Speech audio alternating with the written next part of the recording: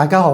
我係李日豪，又嚟到花旗財富投資金融市場短評嘅時間。今日係2026年嘅3月4號，地緣政治風險持續升溫，市場焦點落喺霍爾木茲海峽。作為全球最重要嘅能源要道，任何中斷都可能會直接推高油價同埋天然氣價格，引發連鎖效應，導致全球嘅食品價格上升。呢種情況對亞洲嘅能源進口國構成威脅，而歐洲亦都對全球天然氣價格非常之敏感。喺呢個充滿不確定性嘅環境之下，我哋認為美國股市係構建具韌性投資組合嘅基石，因為美國企業基本面良好，而且市場深度同埋流動性都有明顯優勢，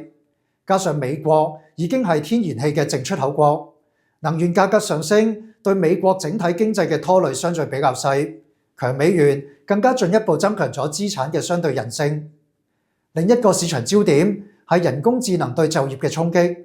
好多投資者都擔心人工智能會引發大規模嘅失業。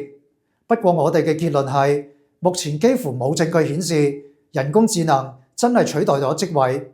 近期嘅科技行業裁員更大可能係源於疫情後嘅過度招聘同埋利率上升，而唔係人工智能本身。